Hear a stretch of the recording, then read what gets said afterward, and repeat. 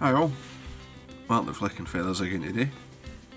I'm tying the improved Spork. This is a great pattern when the carp are willing to chase, especially like shallow, clear water.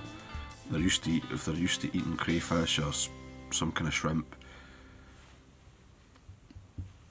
This can be a very, very effective fly. It's that sort of fishing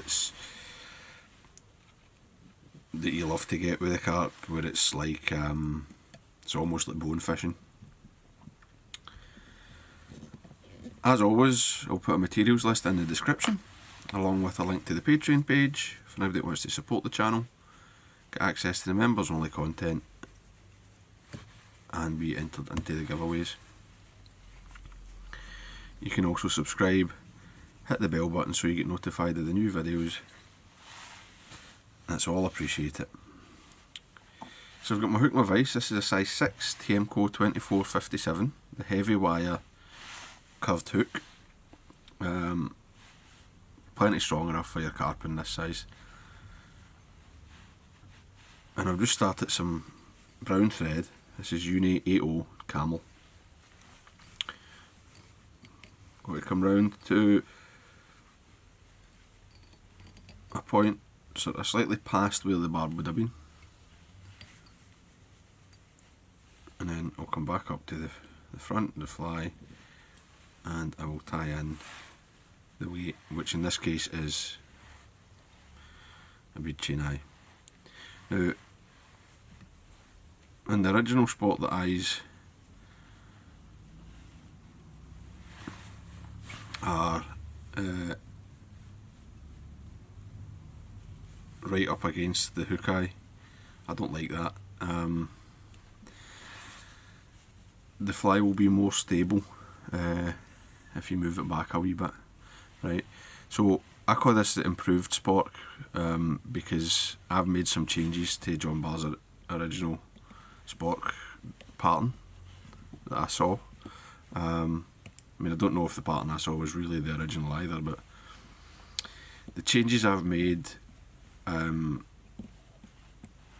mean, they're not just for the sake of it. There were issues I found with the pattern, the way I fish it, and I had to like solve the problems, basically. So the first thing is move the eyes back, and it gives you a more stable resting fly, right, on the paws when it's sitting in the bottom. I don't want it rolling over, I want it to sit up. And for my tail, I'm just using some Grizzly Marbou. Got a couple of bits here. Tan Grizzly Marbou, and we'll say, like, not the full length of the hook, like what would be a shank length if it was a straight shank hook at the back. Just tie that in.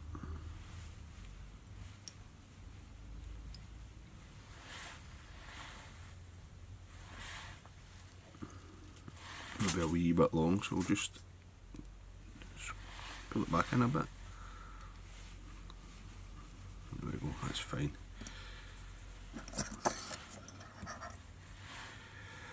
Trim away my waist.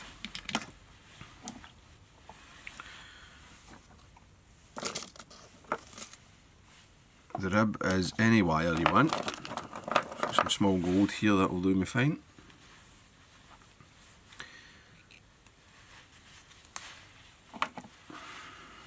Just catch that in, and then we'll come forward, tidy that up.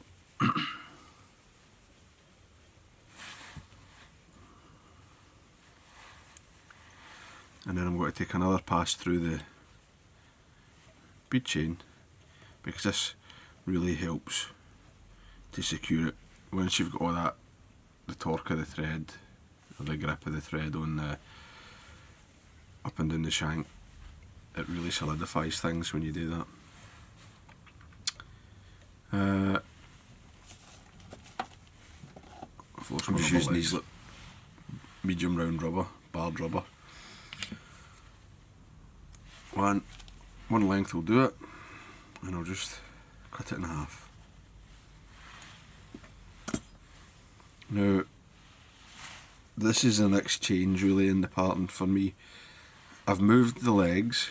They used to be on the back, or in the original pattern they're on the back, but that causes a bit of instability on the strip and the fly can twist. Just because you've got the drag on the wrong side. So by moving the hook, moving the leg, sorry, to the inside of the gape, it means that when the fly is on the bottom or at rest, the legs are above, right? Now, you could use a heavier weight to counteract that, but as I say, I like this in shallow, clear water. I don't really want to add that much weight. So I've tied this first set of legs to the opposite the point of the hook, or thereabouts, and then I'll come forward maybe 2/3 or halfway between that point and the bead chain, and I'll catch it in. Just figure 8 through the legs.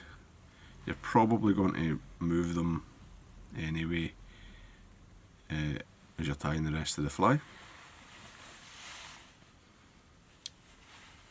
And then I'm just going to grab a piece of lead wire,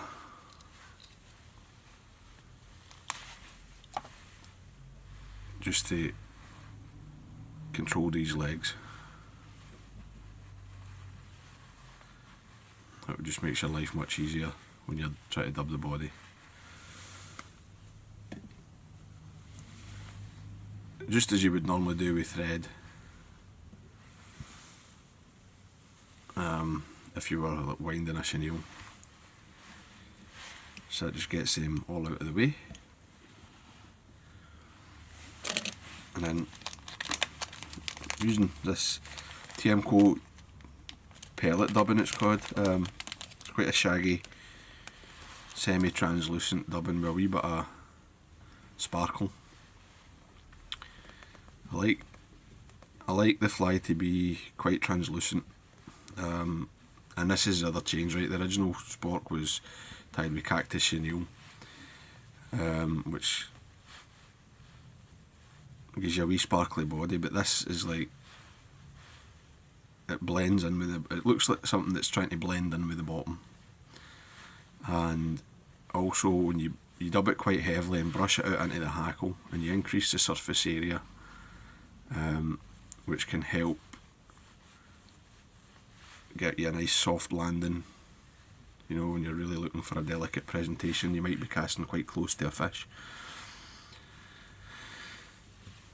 Obviously you still need to make a decent cast, but you can stack things in your favour. So just got to get that dubbed on, and I'm put plenty of dubbing in.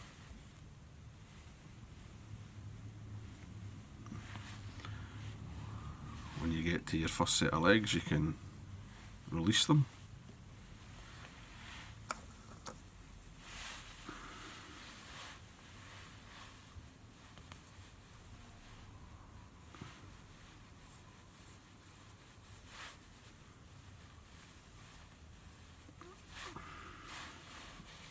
Some more dubbing.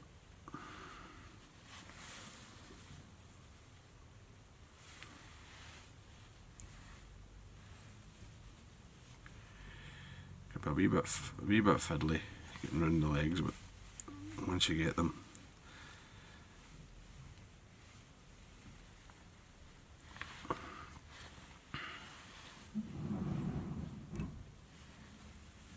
take that away.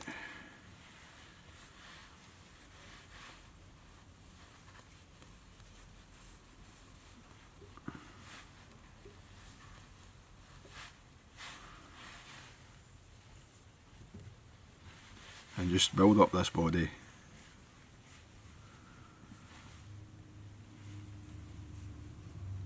Right up behind the eyes.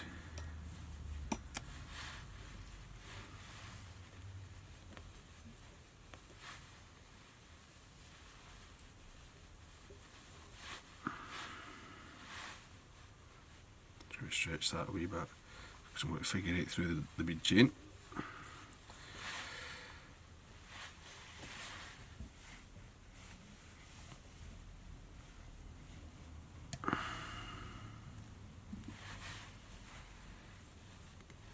And I'm turning it over so I can see the top of the fly. That's quite good.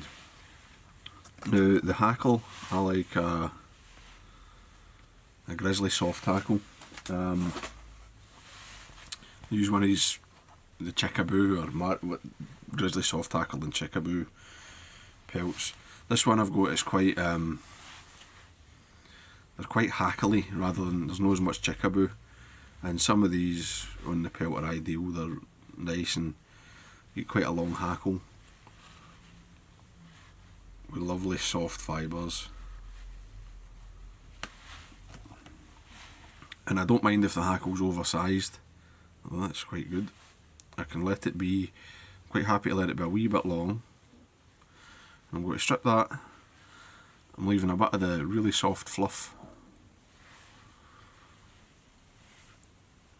I'm going to tie this in. The stem's a bit thick so I won't fold it, I'll just get it in there. Now, I'm going to use my hackle pliers. Just because I'll basically use up most of this hackle. I'll get a turn at the front, then I'm going to come through the bead chain, have another turn, and then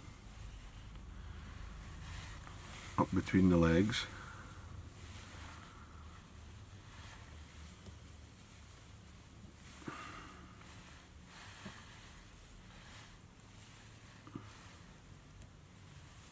All the way up, and then I'll chase it with my wire,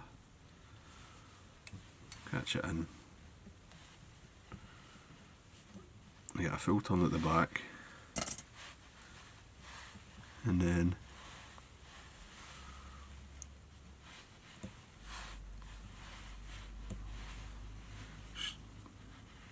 get your wire along, tying down that hackle, reinforcing everything. Try, you might need to move a leg as you come down, just try not to flatten anything too much.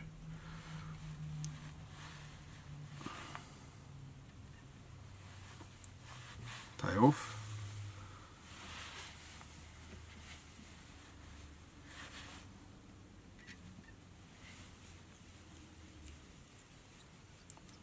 Just got to fold that back and gather the hackle up at the same time, and I'll bend and break my wire.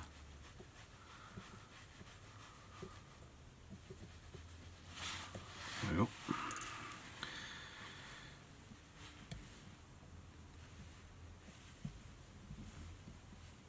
Quite happy with that. Now at this stage I sometimes like to use like a wee spot of fluorescent orange dubbing or something, just as a wee hot spot, but I don't always do that, and I'm just going to leave it tan, as that's the one that I used. I said I was going to just tie it as I did for the tie to catch video, so just finish it off with a bit more dubbing.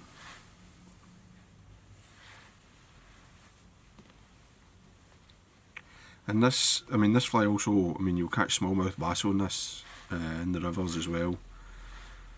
Just hopping it back along. If you get somewhere with a bit of a slow flow.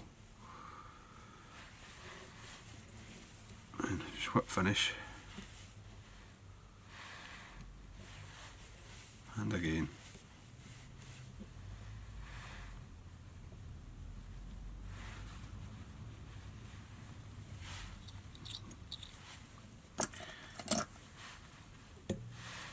Trim the thread, draw your legs up, trim them the length of the hackle. You don't want them too long, because then they'll just tangle up on the hook. Something like that. They're just about the length of the hackle. And then I've got to come in on the underside here,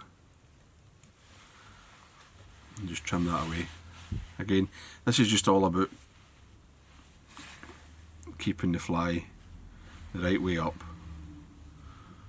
Right, that hackle on the bottom doesn't do anything. I've not come all the way back, there's still some hackle there, but this section's trimmed, and I'll snip away that hackle tip.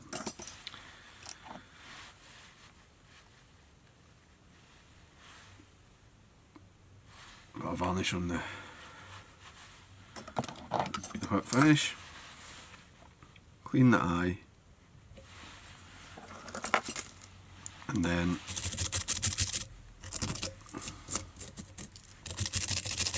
brush the sides. Get a good scrubbing with the Velcro.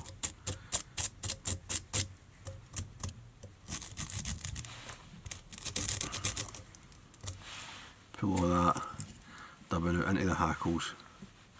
That's movement, and as I say, you're creating like a kind of slightly wider landing pad, spreading the impact when you're fishing the fly. So there you go, that's the improved Spork. Really good carp fly. Can be tied, I mean you'd need to change the hook, but you can tie it bigger, you can tie them smaller. They can be a great fly for some very exciting fishing for carp. So I hope that was useful, I hope you enjoyed it. If you did, please remember to give me a thumbs up below and subscribe to the channel. Headlines guys, bye.